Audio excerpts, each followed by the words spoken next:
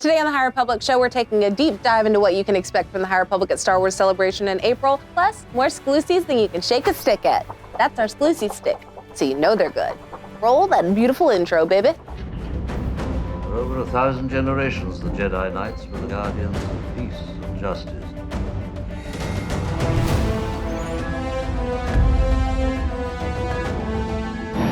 So if you give me a recipe for cookies, I'll give you a recipe for cupcakes. It's a really great... We'll talk about it later.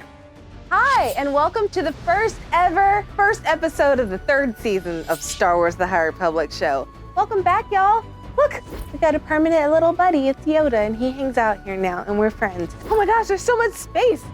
You know what? There's so much space. We can even take a little walk. And when we take our walk... What's this?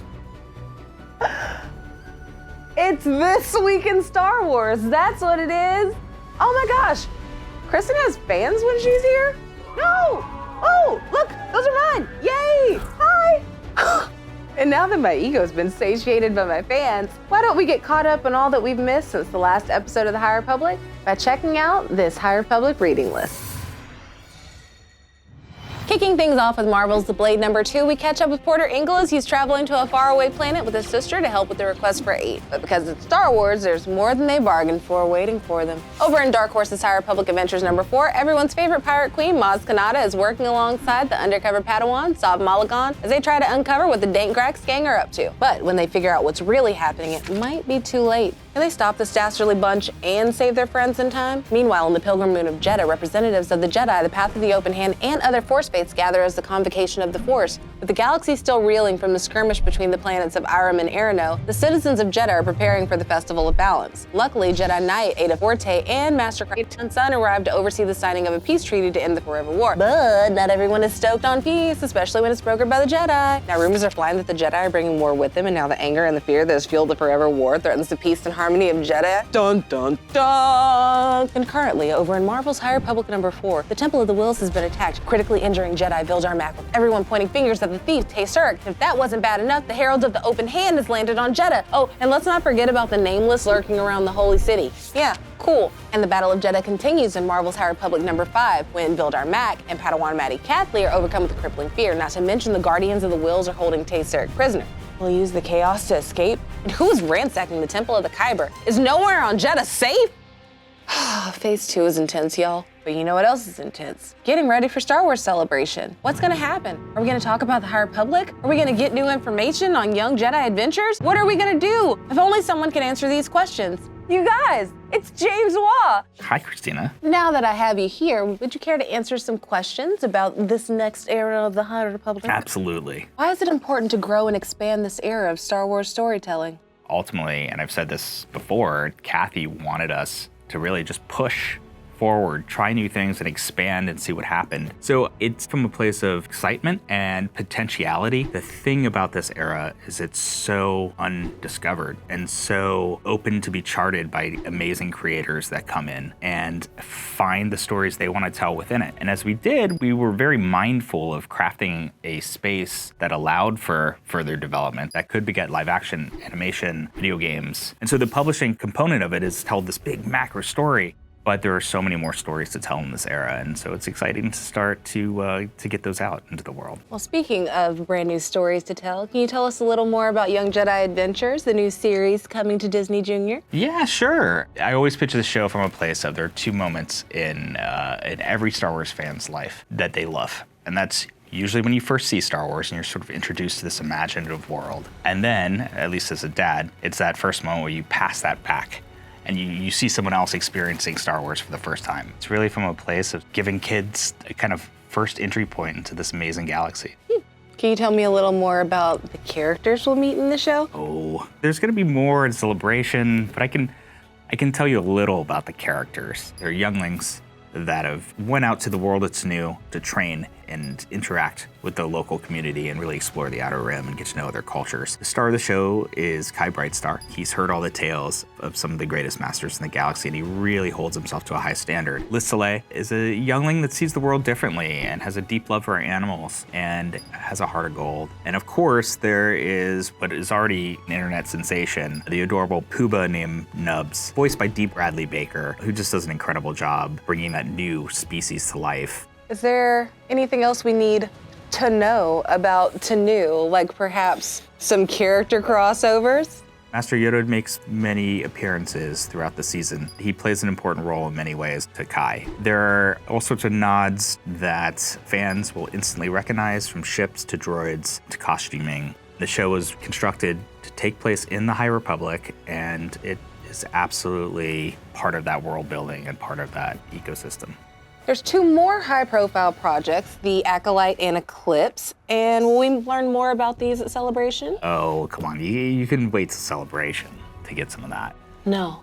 All right, well, yes, both of those things are moving forward. I gotta say, Acolyte has been such an amazing thing to see come together. Leslie Headland is a truly talented creator, with a really clear vision. I can't get too much into this, but I will say it's incredible to see the High Republic come to life in live action. It's pretty special to see what all these amazing creators bring to it, because I think that's the thing that's fun about this era. I think for the fandom, for everybody participating and creating it, it's the fact that it's evolving in real time. Really great creative voices are coming in to help shape it in a way that can be unexpected. What are your feelings about Diego Luna expressing his love for the High Republic? He has excellent taste. Just asking. Now, Phase 2 in publishing is very different from the first. Why did the team choose to go in this direction? It was very intentional that we wanted each phase to have its own unique signature, its own unique voice, and to really sort of follow that rhythm of the original Skywalker saga in many ways. With Phase 2, you get a whole different perspective on the High Republic. You get a High Republic really at the start of the Galactic Renaissance, and that has a different sort of context. You get to see sort of the origin stories of Ro. You get to see so many things that are laying track for what you know, and really get to see why the Jedi fear the Nameless. But they're more intimate, they're smaller stories that feel uniquely of this phase while still being incredibly relevant. And yes, it is a massive interconnected story across multiple formats, as we all know. Each story is crafted from a place of being self-contained while still speaking to the broader tapestry of the initiative. Just go on the adventure. Just go on the adventure. Doesn't matter where you start. It's a great adventure. Now, is there something in particular at the end of Phase 2 that fans should be on the lookout for? There is something called the Night of Sorrow, which is probably going to be very important and something that will play out across multiple formats that fans should be aware of. Now, what else can you tease about the High Republic that maybe will be coming to Celebration? We will have another Celebration panel like we did in Anaheim. We'll have several authors on stage, and we'll be talking about the end of Phase 2 and all to come in Phase 3. Will there be a certain High Republic show host there? I sure hope so. Me too. Now, is there anything else that you can tell us about Phase 3? Phase 3 is called Trials of the Jedi, and it really is the culmination of so much of the storytelling that's been going on over so many years. It is epic, it is big, we return, well, we can save some to Celebration, but it is really sort of the grand finale of all the threads that we've seen and in all the publishing over the years. James, is there anything you want to tell us about Phase 3? No. James, where's Buryaga? Is he okay? Do you want him to be okay? He is a precious baby angel. He needs to be okay. And you know something, and I know that you know. You'll have to find out. You'll have to read and find out. Wouldn't want to spoil it for you. Hashtag prayers up for Burry. Is there anything else you want to say to everyone watching the High Republic? Thank you for being a fan, for reading this content, for going on this journey with us, and participating in this thing that was new. I think it's been wonderful to see people fall in love with the new characters, whether they're playing something in VR, whether they're gonna watch Young Jedi Adventures, watch Acolyte, or read all the material. I think at the end of the day, we make this for the fans, and so it means an awful lot that people have such a deep connection to this. It is very special, and we appreciate all the work that you've put into it. Thank you so much for your time. This is Krystina Ariel, live from Bury Watch 2023. We'll be right back with more High Republic Show. One of my favorite things on the High Republic show is to cozy up by my beautiful wall here and deliver some never-before-seen High Republic exclusives. Good hi.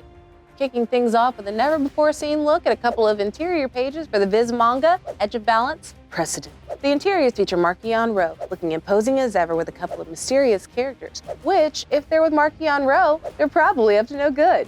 And if you're in the market for more sneak peeks at the interiors for Star Wars timelines, you're in luck, because we've got a first look at the High Republic interior spreads. These pages show off the different events taking place during the history of the High Republic and where they fit on the timeline, from the start of the Forever War right down to the destruction of the Starlight Beacon. R.I.P. my beautiful beacon, you were too beautiful for this galaxy. And since we're talking about interior spreads, how about a look at these from Cole Horton's Chronicles of the Jedi? Here we get our first look at how Cole has written the book to be in-world, including how the path could never be villains, they just want to be force-free. Plus we get a great look at my boys, Elzar Mann and Burryaga.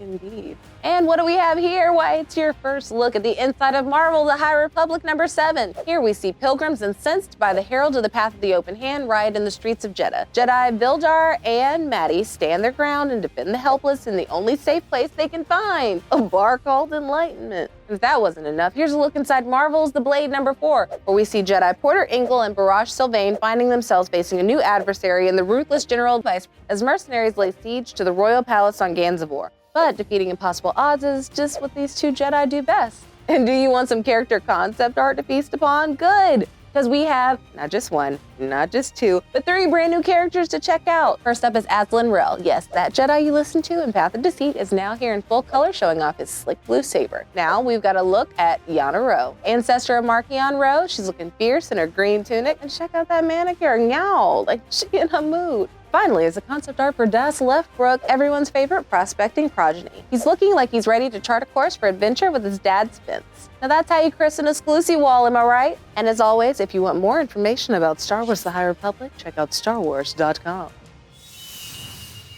And so ends the first episode of the 3rd season of the High Republic show. I don't know how I'm gonna get through the next few weeks, because Celebration's gonna be here before we know it, and there's even more waiting for us in jolly old England. Until next time, remember to like the video, subscribe to the channel, follow all the Star Wars social handles, even our brand new TikTok. There's all sorts of wacky stuff to see. For Light and Life, I'm Krystina Ariel, and I'll see you at Celebration. Bye!